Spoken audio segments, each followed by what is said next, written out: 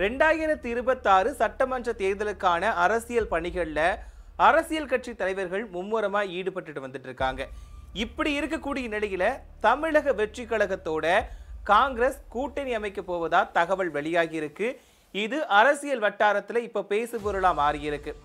அதாவது இது தொடர்பா தமிழக வெற்றி கழக நிர்வாகிகள் காங்கிரஸ் நிர்வாகிகளை சந்திச்சு பேசியதா சொல்லப்படுது. அதே நேரத்துல விரைவில் ராகுல் காந்தியையும் சந்திக்க இருப்பதா பேச்சு அடிபடுது.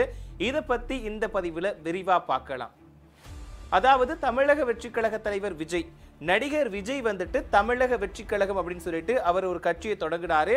அந்த கட்சி தொடங்குற டைம்ல நம்மளோட இலக்கு 2026 சட்டமன்ற தேர்தல் சொல்லிட்டு அப்பவே ஆணித்தனமா சொல்லிட்டாரு. அதுக்கப்புறமா இப்போ ரீசெண்ட் டேஸ்ல 2026 சட்டமன்ற தேர்தலுக்காக அவர் அரசியல் பணிகள்ல மும்முரமா ஈடுபட்டு வந்தாரு.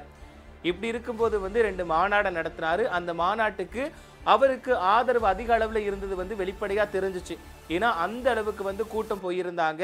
அதே நேரத்துல இந்த கூட்டங்கள் எல்லாம் விஜய்க்கு வாக்கா மாறாது, அவரோட ரசிகர்கள் தான் போயிருக்காங்க அப்படின்ற விமர்சனங்களும் எழுந்துச்சு. அதுக்கப்புறமா இந்த விமர்சனங்கள் எல்லாத்தையும் தாண்டி விஜய் அரசியலுக்காக சுற்றுப்பயணம் மேற்கொண்டுட்டு வந்தார். அதாவது தேர்தலை முன்னிட்டு மக்களை நேரடியா சந்திச்சுட்டு வந்தார்.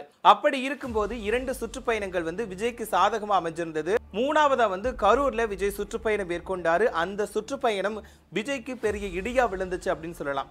ஏன்னா அந்த கூட்ட நெரிசல சிக்கி 41 பேர் உயிரிழந்தாங்க. அதாவது கரூர்ல விஜய் பிரச்சாரம் போன இடத்துல ஏற்பட்ட கூட்ட நெரிசல சிக்கி 41 பேர் உயிரிழந்தாங்க. இதனால விஜய்க்கு எதிராக நிறைய கருத்துக்கள் சொல்ல ஆரம்பிச்சாங்க. ஏன் அப்படின்னா விஜய் போதுமான விதிமுறைகளை பின்பற்றல, அது மட்டும் இல்லாம பொதுமக்களுக்கு பாதுகாப்பு ஏற்பாடுகளை பண்ணி கொடுக்கல அப்படின்ற மாதிரி எதிர்கட்சி தலைவர்களா இருக்கட்டும், மற்ற அரசியல் கட்சி தலைவர்களா இருக்கட்டும் விஜய்க்கு எதிராக போர்க்கொடி தூக்குனாங்க. அதே நேரத்துல விஜய் அந்த சம்பவம் நடந்ததுக்கு அப்புறமா உடனடியா கரூர்ல இருக்காம சென்னை கிளம்பி வந்துட்டாரு. இதுவுமே கொஞ்சம் விவாதத்தை கிளப்பி இருந்துச்சு. அதாவது தங்களை பார்க்கறதுக்கு ஒருத்தர் வந்திருக்காங்க, அதாவது பொதுமக்கள் உங்களை பார்க்கறதுக்காக தான் வந்திருக்காங்க, அவங்களுக்கு ஒரு ஆபத்து ஏற்படும் போது அந்த இடத்துல நின்றுக்கணும். பட் ஆனா நீங்க இதெல்லாம் உடற்சி எறிஞ்சிட்டு உங்களோட சேஃப்டி முக்கியம்னு சொல்லிட்டு வந்துட்டீங்க அப்படின்னு சொல்லிட்டு நிறைய பேர் அவரை திட்டி தீத்தாங்க அப்படின்னு சொல்லலாம். அதே நேரத்துல மறுபடியும் என்னன்னா கரூர்ல உயிரிழந்தவங்களோட குடும்பத்தினரை விஜய் நேரடியா போய் பார்க்கல அப்படின்ற ஒரு குற்றச்சாட்டுமே இருந்துச்சு. அப்படி இருக்கும்போது விஜய் அந்த உயிரிழந்தவங்களோட குடும்பத்துக்கு 20 லட்சம் ரூபாய் கொடுத்தாரு. அதாவது ஒவ்வொருத்தர் குடும்பத்துக்குமே 20 லட்சம் ரூபாய் கொடுத்தாரு. அதே நேரத்துல இன்னொன்னு சொன்னாரு, அந்த குடும்பங்களுக்கு என்னென்ன உதவிகள் தேவையோ அது அனைத்தையுமே அவங்க குடும்பத்துல ஒருத்தனா இருந்து நான் பார்த்து கொடுப்பேன் அப்படின்ற மாதிரி விஜய் சொல்லியிருந்தாரு. இதுக்கப்புறமா விஜய்க்கு எதிராக நிறைய பேர் பேசினாங்க. அதாவது பாதிக்கப்பட்டவங்களை நேரடியா போய் பார்க்கல, அவங்கள மாமல்லபுரத்துக்கு வர வச்சு விஜய் சந்திச்சார் அப்படின்ற மாதிரியும் ஒரு பேசி போரலா மாறிச்சு. இதுக்கப்புறமா விஜய் அரசியல் பணிகளில் ஈடுபடாம இருந்தாரு. அடுத்த கட்ட நடவடிக்கை என்னவா இருக்கும்? அதாவது தமிழக வெற்றி கழகத்துல அடுத்த கட்ட நடவடிக்கை என்ன? ஏன்னா 2026 சட்டமன்ற தேர்தலுக்கு இன்னும் கொஞ்ச நாட்கள் தான் இருக்கு. அப்படி இருக்கும்போது மற்ற கட்சிகள், அதாவது ஆளும் திமுக அரசா இருக்கட்டும், அதிமுக, தேமுதிக அப்படின்ற கட்சிகள், நாம் தமிழர் கட்சி, இவங்க எல்லாருமே தேர்தல் பணிகள்ல மும்முரமா ஈடுபட்டு வராங்க. அது மட்டும் இல்லாம மக்களை சந்திச்சுட்டு வந்துட்டு இருக்காங்க. ஆனா விஜய் கரூர் சம்பவத்துக்கு அப்புறமா எந்த ஒரு அரசியல் பணிகள்லுமே ஈடுபடல. இதனால விஜயோட அடுத்த கட்ட நடவடிக்கை என்னவா இருக்கும் அப்படின்ற கேள்வி அவரோட ரசிகர்கள் மட்டுமில்லாம அரசியல் கட்சி தலைவர்களுக்குமே இருந்துச்சு. விஜயோட அடுத்த பிளான் என்னவா இருக்கும் அப்படிங்கிறது ஒரு கேள்விக்குறியாதா இருந்துச்சு. இப்படி இருக்கும்போது தான் இப்போ ரீசெண்டா விஜய் பொதுக்குழு கூட்டத்தை கூட்டினாரு. அதுலயுமே அவர் சில முக்கியமான ஆலோசனைகள் கொடுத்திருக்காரு. இப்படி இருக்கும்போது அடுத்த கட்டமா அவர் என்ன செய்ய போறாரு, அதாவது பொதுமக்களை சந்திச்சு அவர் வாக்கு சேகரிக்கிறதுக்கு என்ன மாதிரியான யுக்தியை கையாள போகிறாரு அப்படின்னு சொல்லிட்டு எல்லாருமே எதிர்பார்த்துட்டு இருக்காங்க. விஜயோட அரசியல் பயணம் இப்படி போயிட்டு இருக்கும்போது ஆளும் திமுக அரசு அவங்களோட வெற்றியை தக்க வைக்கிறதுக்காக அவங்க மும்முரமா வேலை பார்த்துட்டு வந்துட்டு இருக்காங்க. அதாவது திமுக கூட்டணி வலுவா இருக்கு. அதனால இவங்க தங்களோட கூட்டணி கட்சியினரை வெளியே விடாம அவங்க அரசியல் பணிகளில் ஈடுபட்டு வராங்க. அது மட்டும் இல்லாம 2026 சட்டமன்ற தேர்தல் நமக்கு சாதகமா தான் அமையும் சொல்லிட்டு திமுக கூட்டணியினர் அப்பவே சொல்லிட்டு இருக்காங்க. இந்த நிலையில தான் இப்போ திமுக கூட்டணியில இருக்கக்கூடிய காங்கிரஸ் தமிழக வெற்றி கழகம் சைடு போகலாம் அப்படின்ற ஒரு கருத்து கணிப்பு வந்திருக்கு. அதாவது என்ன அப்படின்னா திமுக கூட்டணியில் இருக்கக்கூடிய காங்கிரஸ் கட்சி அதிகமான தொகுதிகளை எதிர்பார்க்கறாங்க. ஆனா அதே நேரத்துல திமுக கூட்டணி திமுக அவங்க எதிர்பார்க்கிற தொகுதிகளை கொடுக்கிறதுக்கு தயாரா இல்ல. ஏன்னா காங்கிரஸ் வந்து 2011ஆம் ஆண்டு சட்டமன்ற தேர்தலில் வந்துட்டு 63 தொகுதிகளில் வந்து போட்டியிட்டாங்க. அதே 2021 சட்டமன்ற தேர்தலில் வந்துட்டு வெறும் 25 தொகுதிகளில் தான் போட்டியிட்டாங்க. ஆனா 2026 சட்டமன்ற தேர்தலுக்கு வந்துட்டு காங்கிரஸ் கட்சியினர் வந்து அதிக தொகுதிகளை வந்து எதிர்பார்க்கறாங்க. பட் இதுக்கு திமுக அரசு தயாரா இல்லை அப்படின்ற தகவலும் வெளியாகி இருக்கு. ஆனா விஜய் வந்து தமிழக வெற்றி கழகம் அப்படின்ற கட்சியை தொடங்கினதுக்கு அப்புறமா அவர் வந்து தன்னுடைய கொள்கை எதிரிகள் யார் யார் அப்படிங்கிறத திட்டவட்டமா சொல்லிட்டாரு.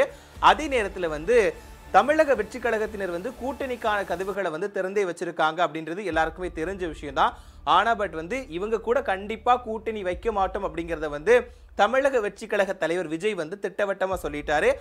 ஆனா அதே நேரத்துல குறிப்பா காங்கிரஸ்கான கூட்டணியை வந்து தமிழக வெற்றி கழகத்தினர் எதிர்பார்க்கிறாங்க அப்படிங்கிறது தெள்ள தெளிவா தெரியுது. ஏன்னா தமிழக வெற்றி கழக தலைவர் விஜய்க்கும் ராகுல் காந்திக்கும் நல்ல நட்பு இருக்கு அப்படிங்கிறது தெரியும்.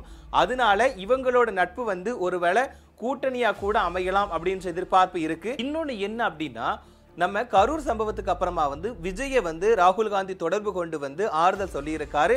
இதனாலேயே இவங்களுக்கு வந்து நட்பு வந்து இன்னும் தொடர்ந்துட்டு இருக்கு அப்படிங்கிறது தெள்ள தெளிவா தெரியுது. அதே நேரத்தில் வந்துட்டு காங்கிரஸ் கட்சியினர் வந்துட்டு கூடுதல் தொகுதி வேணும் அப்படின்னு சொல்லிட்டு முழக்கங்களை எழுப்பி வந்துட்டு இருக்காங்க. அப்படி இருக்கும்போது வந்து காங்கிரஸ் கட்சியோட தேசிய பொறுப்பாளர் வந்து கிறிஸ் ஷோடங்கர் வந்துட்டு என்ன சொல்லியிருக்காரு அப்படின்னா, தங்களுக்கு கூடுதல் தொகுதி வேணும் அப்படின்னு சொல்லிட்டு முதலமைச்சர் மு.க. ஸ்டாலின் கிட்ட பேசிட்டு வந்துட்டு இருக்காங்க.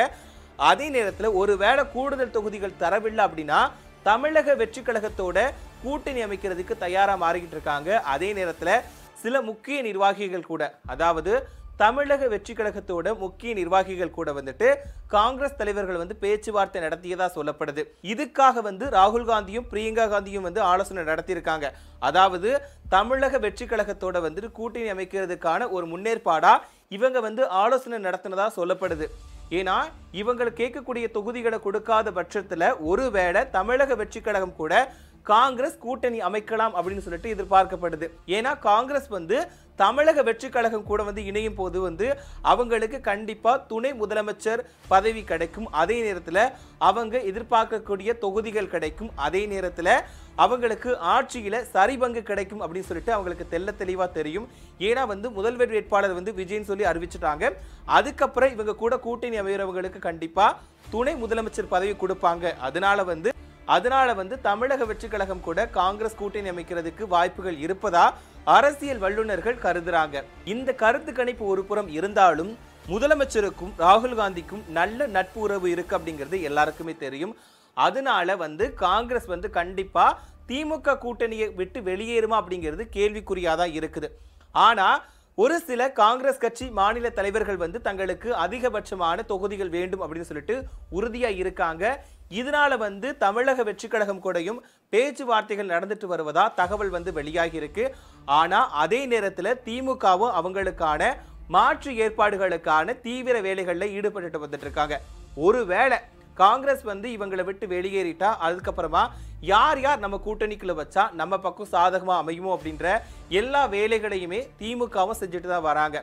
ஆனா ராகுல் காந்திக்கும் முதலமைச்சர் மு.க. ஸ்டாலினுக்கும் இருக்கக்கூடிய நட்பு உறவுகளை பத்தி நினைக்கும் போது வந்து கண்டிப்பா காங்கிரஸ் வந்து திமுகவை விட்டு வெளியேறும் அப்படிங்கிறது ஒரு கேள்விக்குறியாதான் இருக்கும்.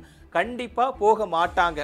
ஒருவேளை மற்ற மாநில தலைவர்கள் நினைக்கிற மாதிரி நமக்கு தொகுதி அதிகமா வேண்டும் அப்படிங்கிற பட்சத்துல அதுக்கு தமிழக வெற்றி கழகம் வந்து தயாரா இருக்குது அப்படிங்கிற பட்சத்துல, அப்படி இருக்கும் பட்சத்துல வேணா இவங்க ரெண்டு பேரையும் கூட்டணி அமையலாம். ஆனா திமுகவும் காங்கிரஸும் பிரியறதுக்கு வாய்ப்பு இல்லை. விஜய்க்கு இருக்கக்கூடிய பிரபலம், விஜய் ஒரு பிரபலம்ங்கிறதுனால அவருக்கு இருக்கக்கூடிய ஆதரவுகள் எல்லாம் வாக்குகளா மாறும் அப்படின்னு சொல்லிட்டு காங்கிரஸ் கட்சியினர் கருதுறாங்க. ஏன்னா விஜய்க்கு வந்து கண்டிப்பா ஓட்டுகள் வந்து அதிக அளவுல வரும். இந்த 2026 தேர்தலில் வந்துட்டு எதிர்பார்த்த மாதிரி இல்லாம நிறைய மாற்றங்கள் வரும் அப்படின்னு சொல்லிட்டு எல்லாருமே எதிர்பார்த்துட்டு இருக்காங்க. அதுக்கு முக்கிய காரணம் தமிழக வெற்றி கழகம். ஏன்னா புதுசா உருவான கட்சி. அது மட்டும் இல்லாம விஜய்க்கு வந்து பொதுமக்களோட ஆதரவு, அதாவது ரசிகர்களோட ஆதரவு அதிகமா இருக்கிறதுனால அவருக்கு எல்லா வாக்குகளும் கிடைக்கும் அப்படின்னு சொல்லிட்டு எதிர்பார்க்கறாங்க. 2026 சட்டமன்ற தேர்தலில் விஜய்க்கு இருக்கக்கூடிய ஆதரவு அப்படியே வாக்குகளா மாறுச்சு அப்படின்னா கண்டிப்பா தமிழக அரசியல்ல மாற்றம் வரும்.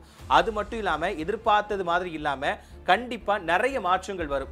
ஆனா இது எல்லாம் நடக்குமா? ஒருவேளை தமிழக வெற்றி கழகம் கூட காங்கிரஸ் வந்து கூட்டணி அமைச்சா நிறைய மாற்றங்கள் வரும். ஆனா காங்கிரஸ் வந்து கூட்டணியை விட்டு வெளியேறதுக்கு வாய்ப்பு கிடையாது.